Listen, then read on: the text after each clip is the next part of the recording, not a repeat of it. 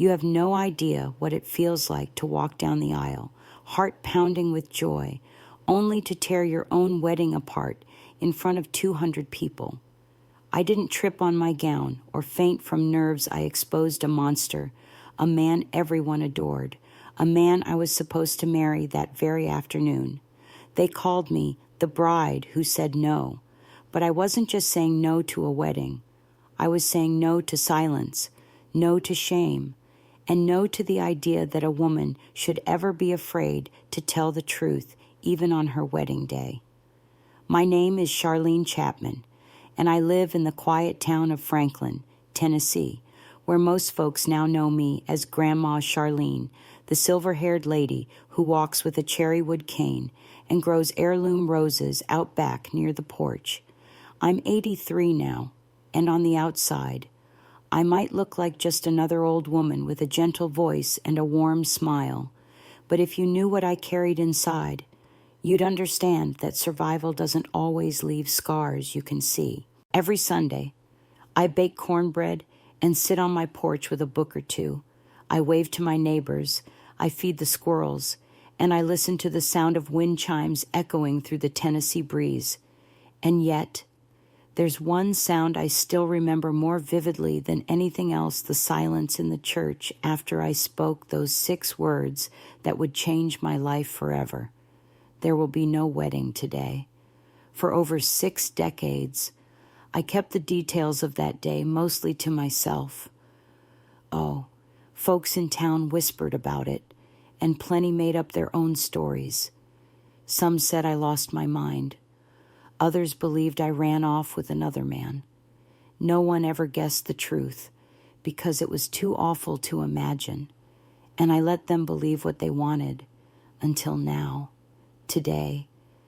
I'm telling this story not because I want pity, and certainly not for fame. I'm telling it because somewhere there might be a woman feeling trapped, silenced, afraid. Maybe she's younger than I ever was. Maybe she's older. Maybe she's never told a soul what was done to her. This is for her. You see, my story didn't begin in that church. It started years earlier, on a humid summer afternoon in 1955, when I first met Edward Foster. Back then, Franklin wasn't the charming suburban sprawl it is now. It was a small southern town built on tradition, where Sundays were for church, where everyone knew everyone else's business, and where the pharmacy on Main Street was the heart of the community. My daddy, Samuel Chapman, owned that very pharmacy, a good, honest man who mixed his own tinctures, patched up scrapes, and knew every child by name. My mother, Elaine, was a piano teacher who gave lessons to all the well-off girls, hoping to impress at cotillions and garden parties. We weren't wealthy, but we had respect. People greeted us with smiles and treated us kindly. I spent most of my days helping behind the counter, dusting shelves or organizing labels, while dreaming about the world beyond Franklin. Then one day, a man walked into the store holding a folded prescription and smiling like the summer sun itself. That man was Edward. He had just moved from Nashville, sent by the bank to manage the local branch. Tall, well-dressed, with sharp green eyes and a voice as smooth as butter. He seemed like someone from a movie reel. His manners were polished, his cologne subtle but expensive, and he always said ma'am and sir with a gentle southern drawl. The first time I looked up and saw him standing at the counter, I swear I forgot how to breathe. He came in for aspirin. I handed it to him with trembling fingers. Our conversation was short, maybe 2 minutes, but that night I couldn't sleep. His voice kept replaying in my head like a lullaby wrapped in silk. The next Sunday after church, Edward approached my mama and me as we walked through the town square. He asked if he could accompany us. My mother raised an eyebrow, but after a moment, she gave a polite nod. And that's how it began, our old-fashioned courtship. Always chaperoned, always proper. Edward was the perfect gentleman. He sent flowers every week, brought my mother fresh peaches, and gifted me poetry books with notes scribbled in the margins. By the 3rd month, he was eating Sunday dinner with us and holding my hand under the table. Everyone in town adored him. He's a keeper, folks would whisper. You're a lucky girl. Charlene. I believed them. And when he asked to officially court me, my mama cried tears of joy. You did well, sweetheart, she said. You're going to have a good life with him. I thought so too. For a long time, I truly did. But sometimes what shines on the outside is only hiding the darkness within. And I would only learn the truth when it was almost too late. From the moment Edward slipped that delicate engagement ring on my finger, a modest diamond set in rose gold, my life turned into a whirlwind of planning, praise, and dreams painted in pastels. The whole town of Franklin buzzed about the upcoming wedding between Edward Foster, the promising young bank manager, and me, Charlene Chapman, the daughter of the local pharmacist. It felt like a fairy tale. The kind little girls were raised to long for, only back then. We didn't know that sometimes fairy tales have monsters hiding behind the prince's smile. Edward was every inch the Southern gentleman. He opened doors, pulled out chairs, and quoted scripture at family dinners. But more than that, he made me feel seen.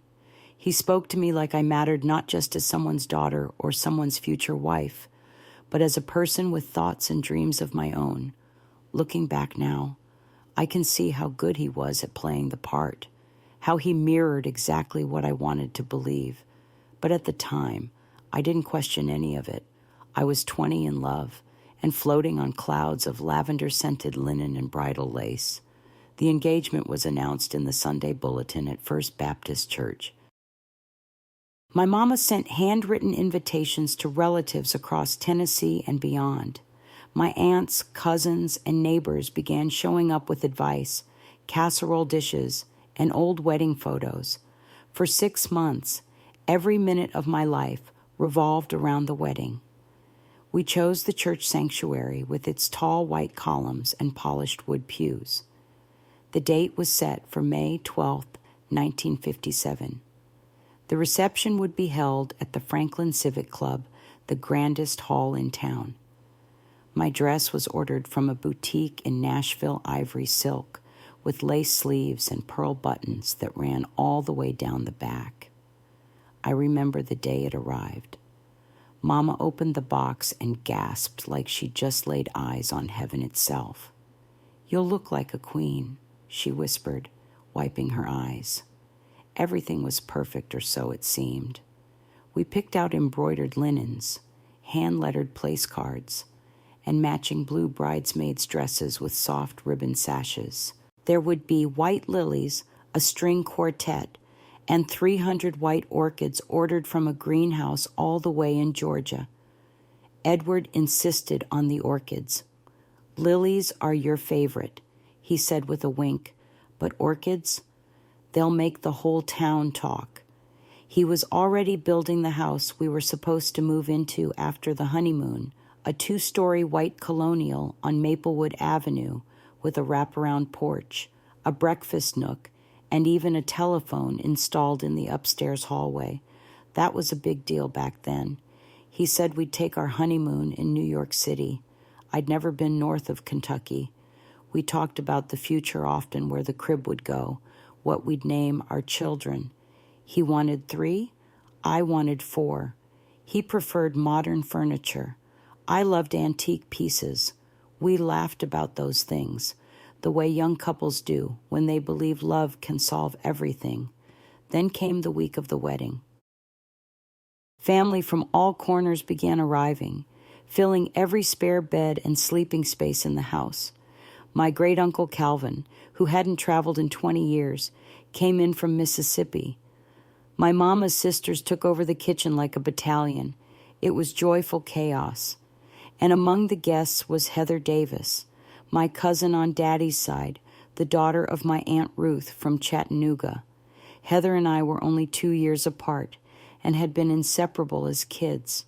When her family moved away, we kept up through letters filled with doodles, secrets, and dreams. I hadn't seen her in over 3 years, and the moment I spotted her stepping off the train, I ran to hug her like we were 12 again. She had grown into a beautiful young woman, tall and willowy, with long brown hair and those big, thoughtful eyes I remembered so well. She'd always been the quieter one, more reserved, more sensitive. The day after she arrived, I introduced her to Edward at a luncheon my mother hosted.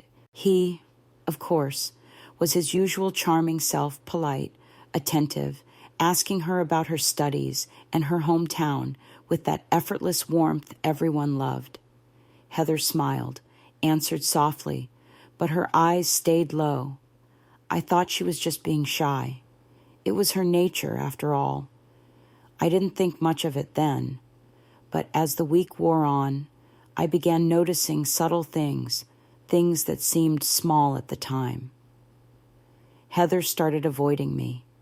If I walked into a room, she'd find a reason to leave. When we spoke about the wedding, her responses were clipped, almost detached. At first, I figured she was just tired from the trip or overwhelmed by the chaos of the house. But there were moments when I'd catch her looking at Edward, not looking, flinching, like she was bracing for something. One night, 3 days before the wedding, I found her alone on the back porch, staring out into the garden. I sat beside her and asked if something was wrong. She smiled tight, fragile. Just tired. Charlene, she said, everything's so beautiful.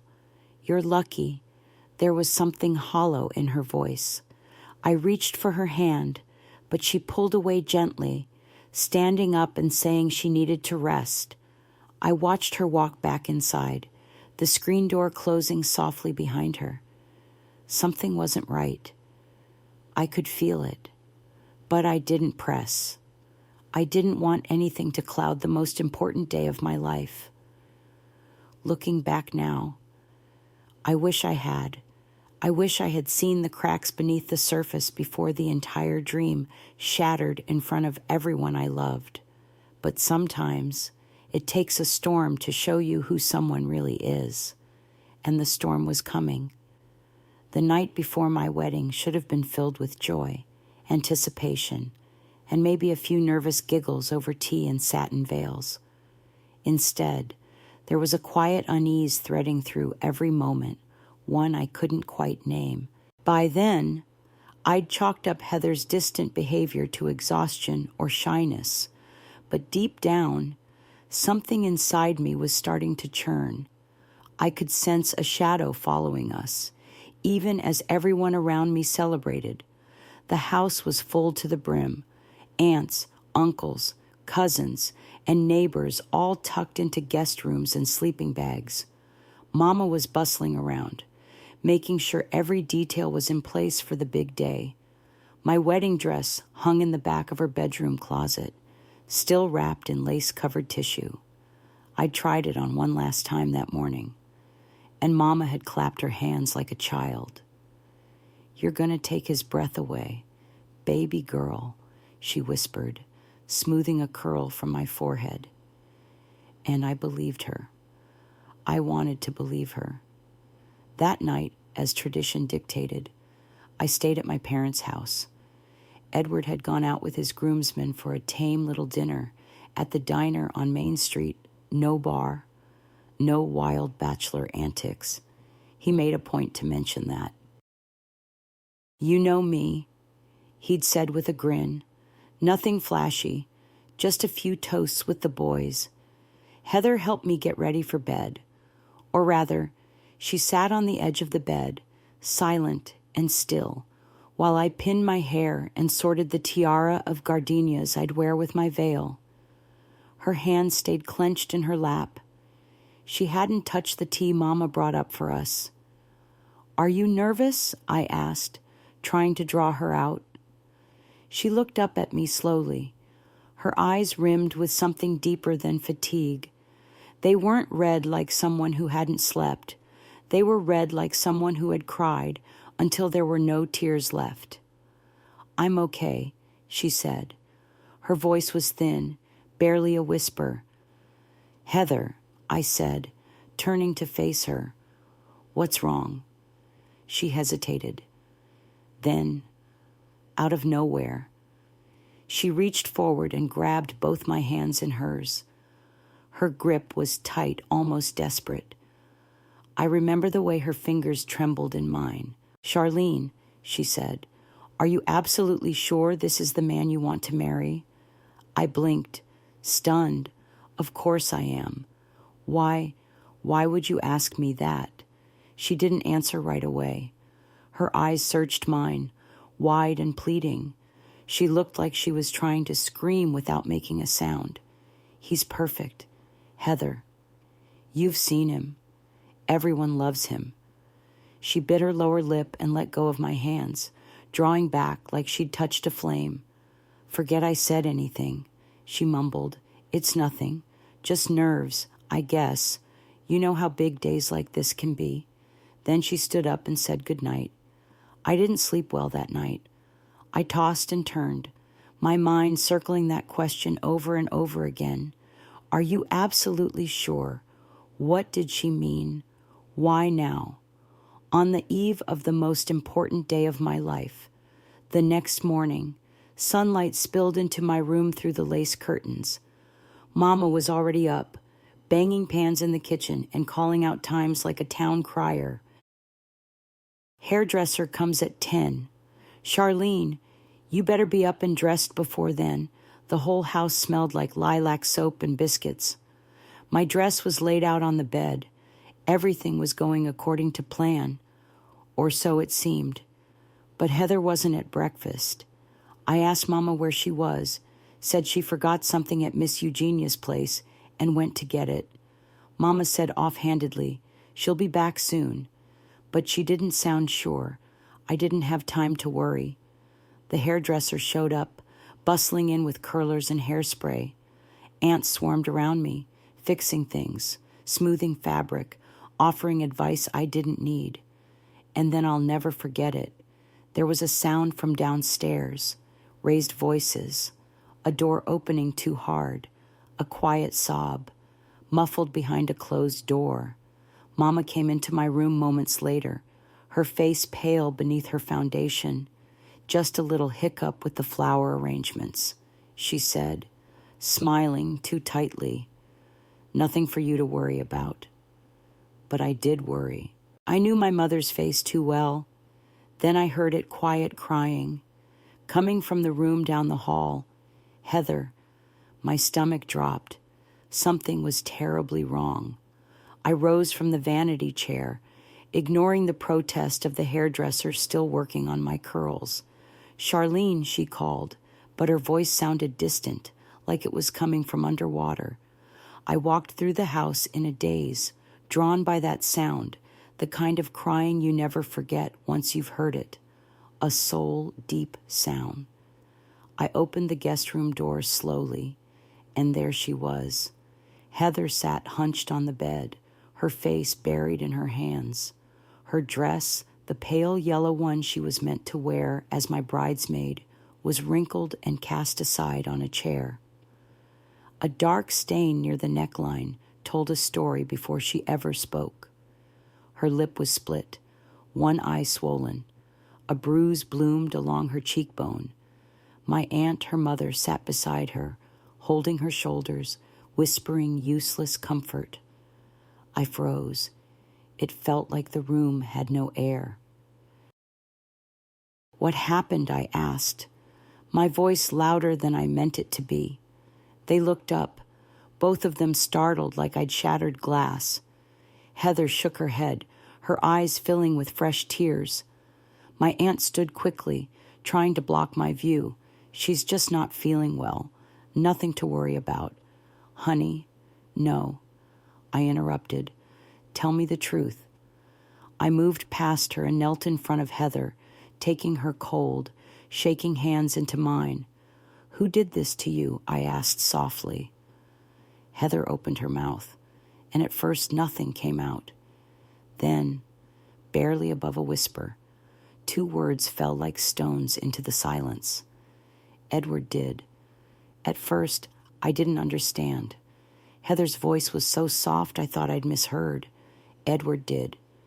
It didn't make sense. My Edward, the man who held my hand so gently, who quoted poetry and kissed my forehead in front of my mother. I stared at her, blinking, waiting for a correction, for someone to say she was mistaken. But instead, Heather burst into tears, and Aunt Ruth broke down beside her. My knees went weak. I reached for the side of the bed to steady myself. My mother, hearing the commotion, entered the room. Her face, already lined with concern, turned ghost white when she saw Heather. Her hand flew to her mouth, stifling a gasp.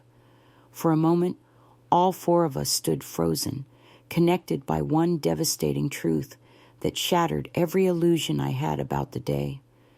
It was Edward. It was Edward. I knelt beside my cousin again, my hands still gripping hers, though I barely felt them. Heather, I said, my voice catching, please tell me exactly what happened.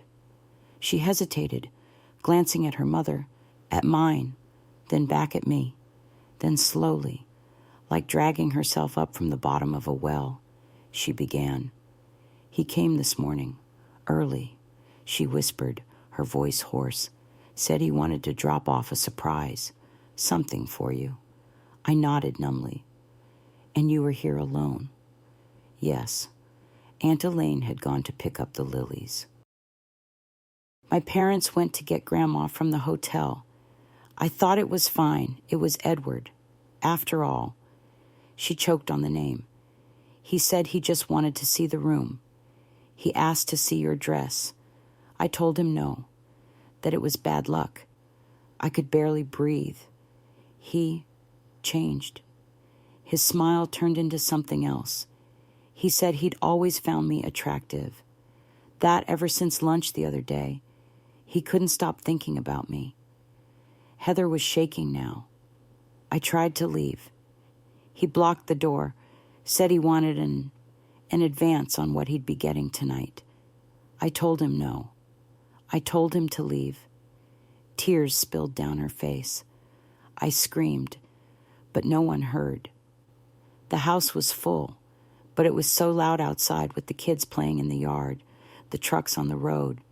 He put his hand over my mouth. Her body tensed. He forced me against the wall. I couldn't move. I closed my eyes. I couldn't hear more, but I had to. He hit me when I tried to fight. When he finished, he wiped his face, straightened his tie, and said, "Don't ruin her day, sweetheart. No one would believe you anyway." Then he walked out like nothing happened. My mother was sobbing behind me now, her hands clutched over her heart. Aunt Ruth sat silently on the edge of the bed, tears pouring down her face. I was in shock. I could feel the air vibrating, but no sound registered, just Heather's quiet crying, just the heaviness in my chest growing and growing until I couldn't hold it anymore. "Why didn't you tell me sooner?" I asked, barely able to hear myself. "We tried," Aunt Ruth said, her voice trembling. "Your father and Paul went looking for him. We thought about canceling the wedding without telling you why. We didn't want to hurt you. You were so happy." That word happy felt like poison. Happy I was supposed to marry a monster in 4 hours. Happy my cousin had just been assaulted, and everyone was tiptoeing around me like I was made of glass. "I'm not the one who needed protecting," I said, my voice colder than I'd ever heard it. "Heather did, and none of you did a damn thing." Silence followed. Stunned silence. I stood up slowly, My dress was still hanging in the other room. My hair was half done, one side still pinned, the other falling over my shoulder. And yet, in that moment, I felt more awake than I'd ever been. Where is he now? I asked. Last we heard, he went back to the hotel where the groomsmen are staying. My mother said he had errands to run before the ceremony. I nodded, numb but alive. We're not canceling the wedding, I said. Everyone looked at me like I'd gone mad. Mama clutched my arm. Charlene, baby, what are you saying? I'm saying the wedding will go on, just not the way Edward planned. Aunt Ruth's eyes widened. What? What do you mean? I mean, I'm going to walk down that aisle in my dress, in front of every guest, and I'm going to look Edward Foster in the eye, and I'm going to tell them all what he did. No, child, Mama said, her voice breaking. That's not how we handle things. It'll ruin you. I'm already ruined. Mama, I whispered, just not in the way you think. That's when I asked for Miss Eugenia Carter, our family's longtime friend and my godmother. If there was one woman in Franklin who didn't give a damn about appearances, it was her, a widow for over a decade. She ran one of the largest farms in the county, hired her own workers, handled her own money, and still found time to attend every church fundraiser. When she arrived, I told her everything, every vile word, every bruise on Heather's face, every lie Edward ever told. And I told her what I wanted to do. She didn't cry. She didn't blink. She leaned back in the rocking chair, narrowed her eyes, and said, "That will be the biggest scandal this town has ever seen." I nodded. Good. She smiled. Not a soft smile, but a fierce, knowing one. Then let's give them something to talk about. Within minutes, Miss Eugenia had a plan. She whispered instructions to my uncle, made a few quiet calls from the kitchen phone, and even got the sheriff's office involved discreetly, just enough for them to be ready. Meanwhile, I returned to the bridal room. The hairdresser, still confused and shaken, tried to fix my curls again. The makeup artist dabbed powder over the tear streaks. On the outside, I was being turned into a perfect bride. But inside, something else was taking shape. A storm. And when the clock struck 4 p.m., I would no longer be the sweet little girl marrying the town's golden boy. I would be the woman who broke the silence and exposed a predator in front of every single person who once told me I was lucky to have him. By 3 o'clock that afternoon, everything was set. The guests had started arriving at the church friends, neighbors, relatives dressed in their finest. The sanctuary was draped in white satin ribbons, glistening under the stained glass windows. Lilies and orchids lined the aisle. The organist was playing soft hymns, and the air buzzed with hushed excitement. No one suspected that the bride was about to shatter everything. I stood in the small bridal room behind the sanctuary, fully dressed. My ivory gown hugged my frame, the veil pinned in place. My hands were calm, folded over the bouquet of white roses and lilies Mama had helped me choose months ago. The scent was overpowering, almost too sweet. Outside that room, the world believed it was minutes away from watching a fairy tale unfold. Inside, I was preparing for war. Miss Eugenia returned from her errands at exactly 3:15 p.m. "He's back," she whispered. "He arrived at the church 10 minutes ago, smiling, shaking hands like he hadn't destroyed a life this morning. Perfect," I said. I felt hollow, but also sharpened like a blade that had been through fire. My father walked in shortly after. He looked 10 years older than he had the night before. The lines around his eyes were deeper. His hands trembled when he took mine. "You don't have to do this. Charlene," he said gently, "we can say you're sick. We'll cancel. Quietly. No one will question it. No." "Daddy," I replied, "we've hidden enough already." He searched my face for a long moment, then nodded. "Then let's go." We stepped out into the vestibule, the heavy wooden doors just beyond us. The organist switched to the wedding march, and the congregation rose as one. The moment had arrived. The doors opened, and I stepped forward, my arm tucked into my father's, my head held high beneath the veil. A wave of whispers rippled through the crowd. "She's beautiful. What a dress." "Edward's a lucky man." I focused only on the aisle on Edward. He stood at the altar, tall and composed in his gray suit, his hair slicked perfectly into place, his green eyes glinting with pride. When he saw me, his lips curved into that familiar smile, that smile, the one that had once made me feel safe. Now it made my skin crawl. Step by step, we walked forward. My heels tapped softly against the floor. The scent of orchids hung heavy in the air. As we neared the front pew, I glanced at Miss Eugenia. She caught my eye and nodded subtly. This was it. Edward extended his hand. "You look radiant," he whispered. I didn't take his hand. Instead, I raised my veil slowly and looked him dead in the eyes. My voice, when I spoke, was calm and clear. "There will be no wedding today." Gasps echoed through the sanctuary like thunder. A stunned silence followed. Even the organist froze, fingers suspended midair. Edward's smile faltered, confusion washing over his face. "What are you doing?" he murmured, his hands still outstretched.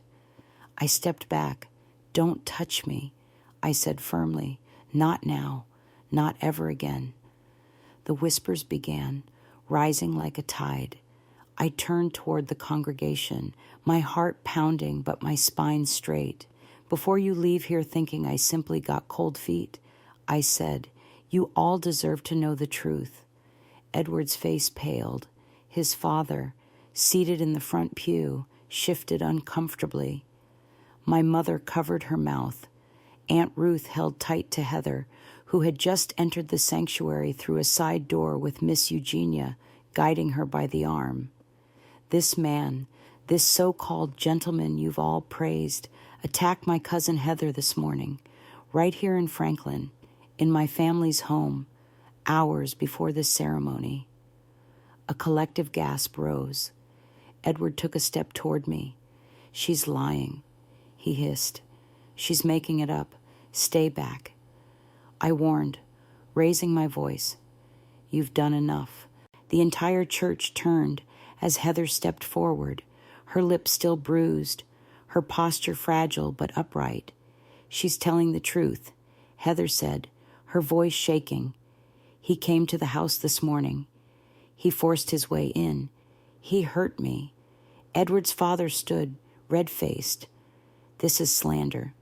You're ruining a respectable man's name." But before anyone else could speak, Mary, Edward's longtime housekeeper, rose from a back pew. "It's not the first time," she said, her voice firm. "He's done it before. To the baker's niece, to the blacksmith's daughter, to me." You could hear a pin drop.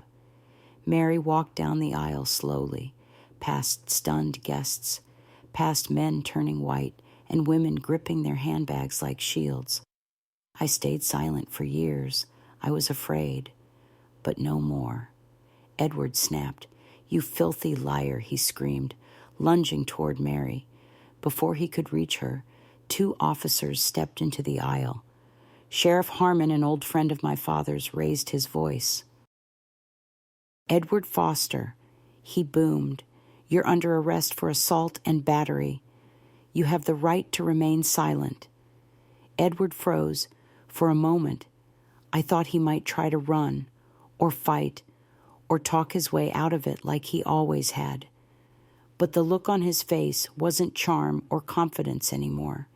It was fear, real, hollowed-out fear. They cuffed him right there at the altar, right where we were supposed to exchange vows. The same altar where I would have promised to love and obey a man who had tried to destroy someone I loved. As they led him away, I didn't cry. I didn't scream. I simply watched, my bouquet still in hand, my heart strangely steady. Heather came to my side, her eyes glistening with tears. "You didn't have to do this," she whispered. "I had to," I said. "For you, for me, for every girl he's ever hurt." And as the guests slowly filed out, too stunned to speak, I looked around the once beautiful sanctuary and felt something unexpected freedom, not just from Edward, but from fear, from silence, from everything that had ever told me to sit down and be quiet. That day, I didn't just refuse to marry a monster. I chose to stand for truth, and that changed everything. The church emptied slowly, like air leaking from a balloon that had once been puffed full of dreams. No one spoke to me directly, as they left not at first. There were too many stunned faces, too many whispered prayers and shaking heads. Some avoided my gaze altogether, as if they feared what they saw in me now. Not a bride, not a victim, something else entirely, something dangerous. I stood near the altar for what felt like hours, still wearing the gown that was supposed to begin my new life, now stained with truth instead of tradition. The orchids that Edward had insisted on were beginning to wilt under the weight of the afternoon heat. I stared at them, trying to feel anything, but I was numb. Mama and Daddy stood near the front pew, their arms around each other. My mother had finally stopped crying, though her eyes stayed red and swollen. My father's jaw was clenched. Neither one said, "I told you so." They didn't need to. Heather sat on the steps by the pulpit, still in her plain dress. Her hands were clasped tightly in her lap, the bruises on her face now clear under the church's golden light. Miss Eugenia stood beside her like a silent guardian, her arms crossed, her eyes sharp. "We should go."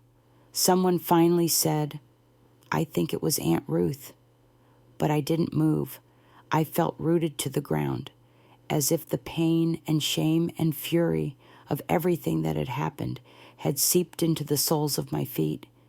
That's when the first woman approached me. It was Loretta Simmons, the baker's niece. She couldn't have been more than 18. Her face was pale, her eyes wide. She stopped a few feet from me, twisting her fingers together nervously. "I just wanted to say, thank you," she whispered. "I never told anyone what he did to me. I thought it was my fault, that no one would believe me." Then she added, "But you made them listen." I didn't know what to say, so I just nodded. She stepped away. Then another woman came forward, and another. By the time we left the church, 5 more women had quietly confessed to having been mistreated, harassed, or worse always, by men like Edward, men who smiled in public and prayed in private, men no one ever suspected, men everyone trusted. That night, I didn't sleep. I sat on the edge of my childhood bed in my old room. The dress finally peeled off and folded in the bottom drawer of my dresser. I stared out the window at the moon hanging low over Franklin, and I knew one thing with absolute certainty. I couldn't let this be the end of the story. It had to be the beginning. The next day, I met with Miss Eugenia and Heather on the back porch, our hands wrapped around steaming mugs of tea. None of us felt ready, but none of us could walk away. I keep thinking about all the girls who didn't say anything. I said, and the ones who will never say anything because they think no one will listen. Heather nodded slowly. I still don't know how you stood there in that dress and said all of that in front of everyone.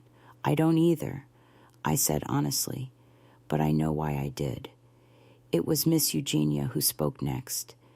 Then we do something with it. We don't just survive, we build. And that's how the idea was born. At first, it was just a thought, a tiny flame in the dark. But by the following week, it had a name, the Franklin Women's Support Circle, a place where women could speak without judgment, without fear, without shame. Miss Eugenia offered a small meeting room at her farmhouse as our first gathering space. Heather agreed to share her story with others who were ready to speak up. Mama baked pies and brought them in silence. Her way of saying, I support you. And me, I became the one who held the door open, the one who listened, the one who made sure every woman who walked through that door knew she mattered. It wasn't a grand gesture, it wasn't a sweeping movement, but it was something real. And from the wreckage of that wedding day, something new began to rise, something powerful, something unstoppable. By the time Edward's trial began that October, Franklin wasn't the same town it had been in May. People still waved politely on the sidewalk, but there was an undercurrent of tension in every Sunday service, every grocery checkout, every whispered conversation under a porch awning. Some still refused to believe the accusations. That boy had a future, they'd mutter.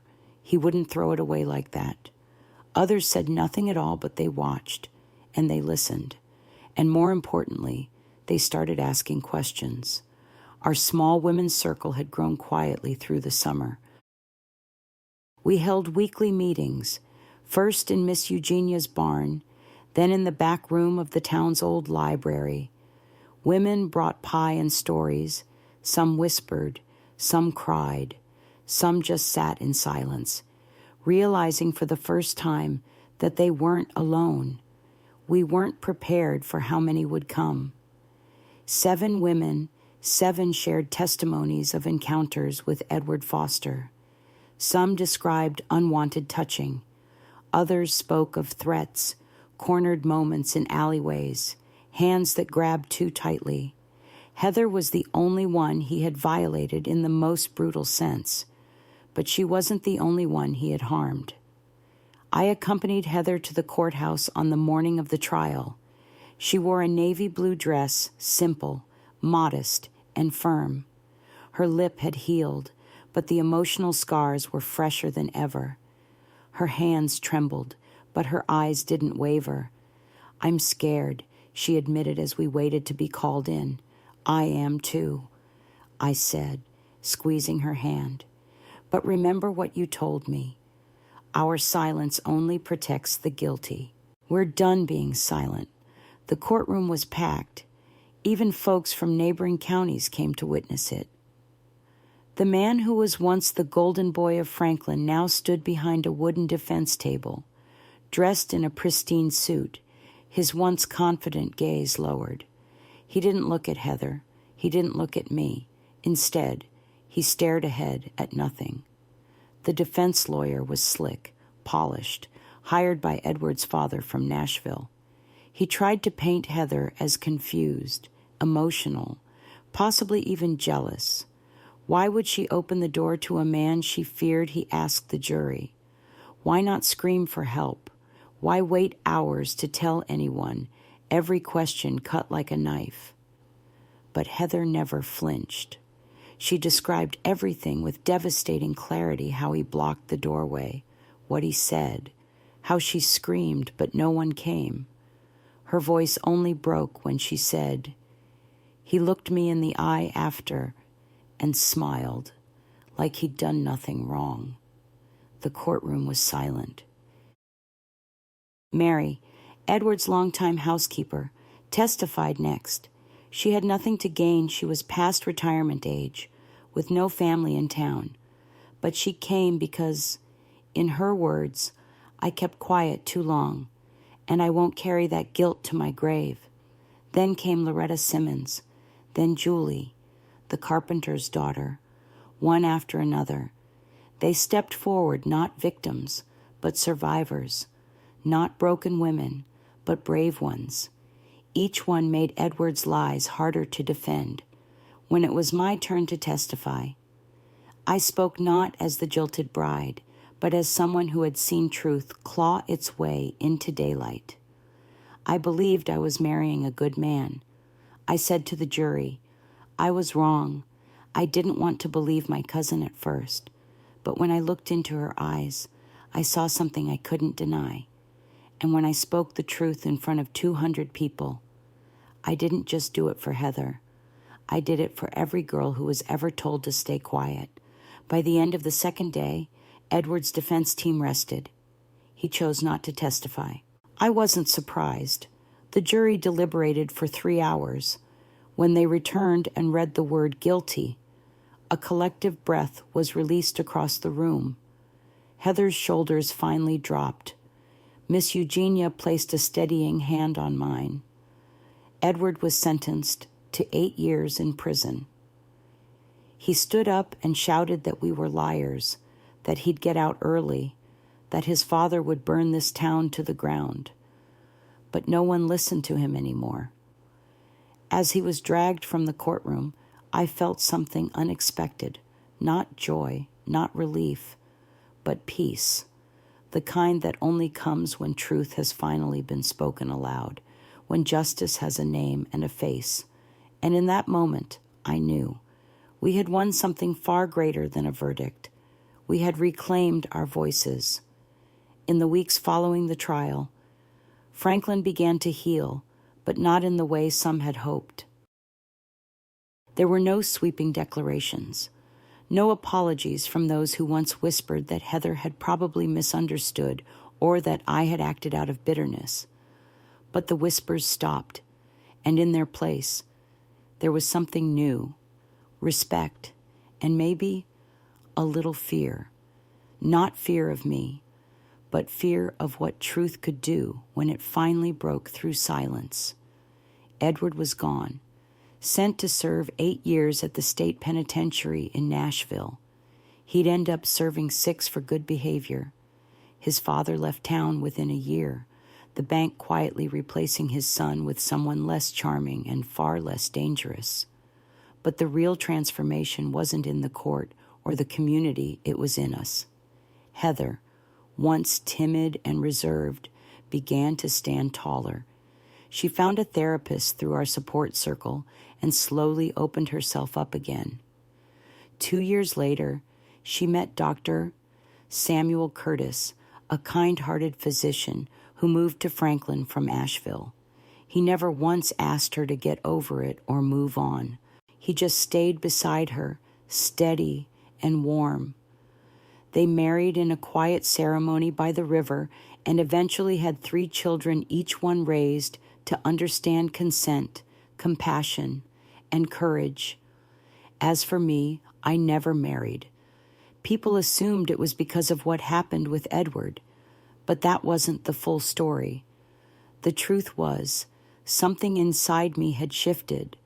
I had looked at the world through a veil of lace and fantasy, and then I had ripped it off. What I found on the other side wasn't just ugliness, but purpose. I went back to school. At 28, I enrolled at a community college and then transferred to a state university. I studied law, an unusual path for a woman in the 1960s, especially in small-town Tennessee. I heard the whispers, poor Charlene never got over it. She's trying to be a man. But I didn't care. Every textbook I read, every exam I passed felt like defiance, a reclaiming. Eventually, I returned to Franklin and began practicing family law, often pro bono for women in crisis. The same courtroom where I had once stood trembling became the place where I helped others find strength. Meanwhile, the Franklin Women's Support Circle grew.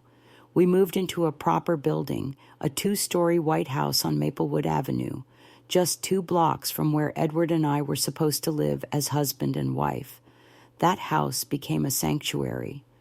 Women came not just from Franklin, but from nearby towns Columbia, Spring Hill, even Nashville.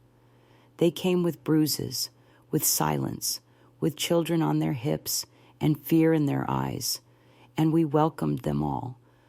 Heather joined as a volunteer, then later as a full-time counselor.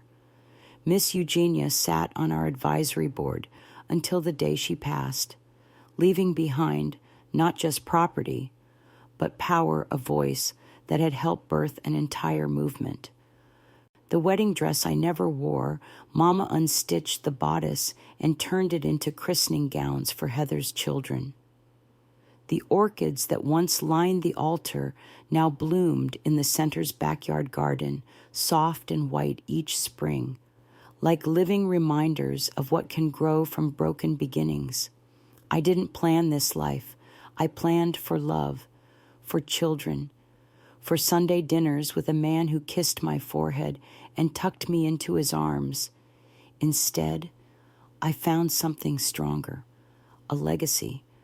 And while I may never be a mother by birth, I've mothered generations of Change One story, one voice, one brave woman at a time. By the time the 1990s arrived, the little circle of folding chairs in Miss Eugenia's barn had transformed into something much larger than any of us ever imagined. The Franklin Women's Support Center now occupied a full campus, 4 buildings surrounding a quiet courtyard with blooming magnolias and benches shaded by maple trees. What began with whispered stories over tea had grown into a movement. We had a staff of 23 social workers, counselors, lawyers, nurses, and nearly all of them were women who had once walked through our doors not seeking employment, but refuge. Some had fled abusive marriages. Others had aged out of the foster system with no family to speak of. Each woman brought her own story, and each story added another brick to the foundation we were still building. I was in my 60s by then, my once dark hair silvering, my steps slower. I still worked every day, but I knew the time was coming to pass the torch. Heather had long since become the soul of the center. Her calm voice, her gentle strength, her way of listening without judgment, women trusted her the moment she said, "I understand," because she did understand. Her pain had never been a secret, and she never let it define her. She let it guide her.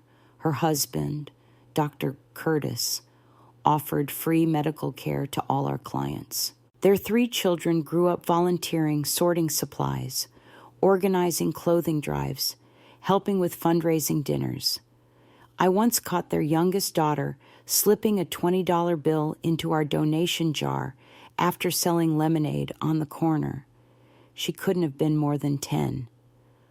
The circle was growing. And then came Clara Heather's oldest, named after Sheriff Harmon's late wife. Clara Curtis was a force of her own.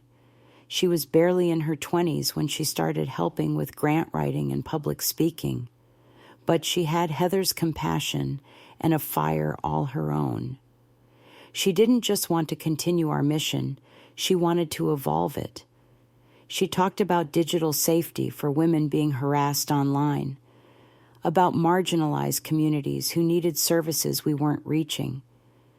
She pushed us to offer legal workshops, language services, childcare options for working mothers trying to leave dangerous homes. At first, some of us older women hesitated. It felt like we were being replaced, but Clara never dismissed us. She honored our stories.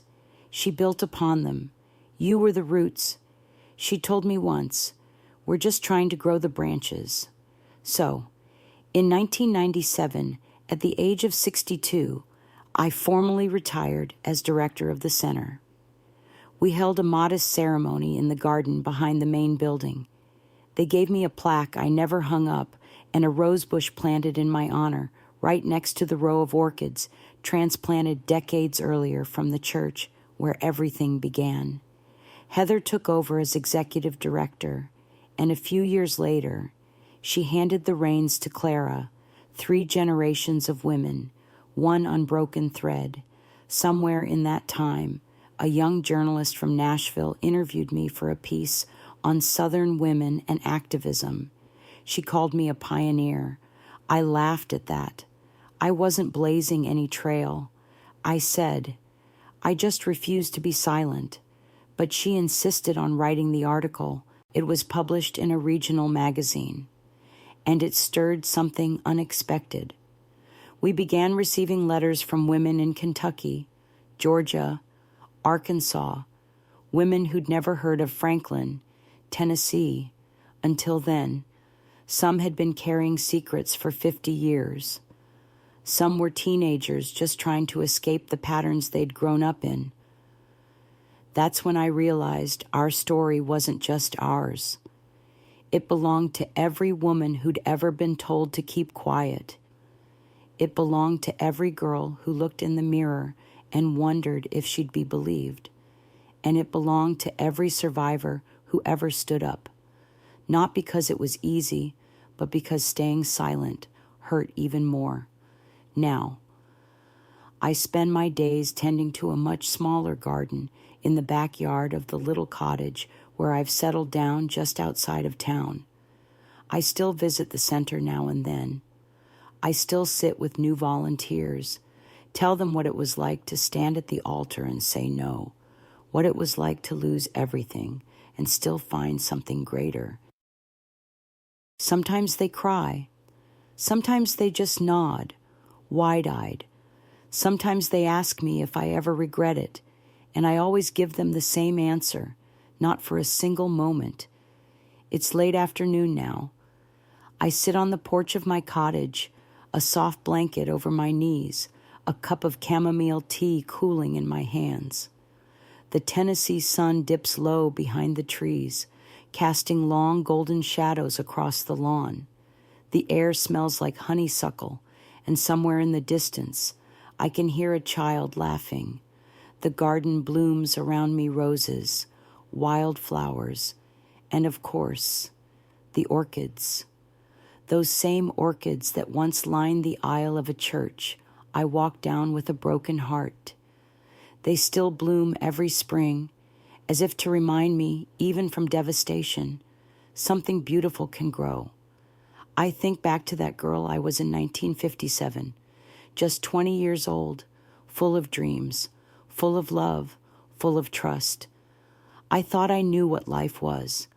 I thought I knew who Edward Foster was. But life, real life, is what happens when illusions are shattered. When you stand in the middle of the rubble and ask yourself, now what? And if you're lucky, if you're brave, you find an answer that's stronger than the dream you lost.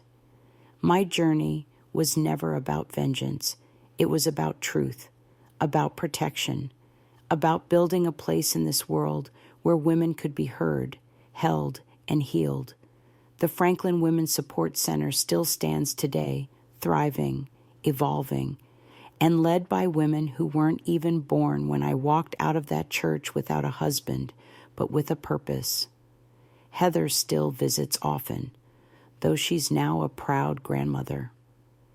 Clara runs the center with fierce grace, her voice carrying our mission into boardrooms, courtrooms, college campuses. Sometimes, when I sit quietly in the back during one of their town hall meetings, I see young women watching Clara the way I once watched Eugenia, with awe, with hope. The circle continues, and me, I no longer need to lead.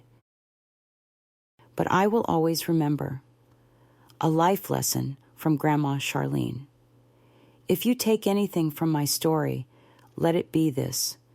You do not have to remain silent, not for tradition, not for appearances, not for fear of not being believed, because when we speak, we create space for others to speak. When we tell the truth, We light the path for those still trapped in the dark. The world will try to convince you to smile, to stay quiet, to not cause a scene, but silence protects no one but the abuser. If I had walked down that aisle and pretended everything was fine, maybe I would have had a wedding, but I would have lost myself. And worse, I would have failed the women who came after me. So speak, stand, even if your voice shakes, even if you stand alone, because you won't be alone for long. Others will follow. They always do. Now, I want to hear from you. If this story moved you, if it reminded you of something you've lived through or someone you love, please share your thoughts in the comments. And don't forget to subscribe to Grandparents' Tales for more stories of strength, healing, and truth. These are not just stories, they're legacies. And together, we're making sure they're never forgotten. Because the fight isn't over. Because there's still so much healing to do. Because our stories matter. Always. Charlene Chapman. The Bride Who Said No.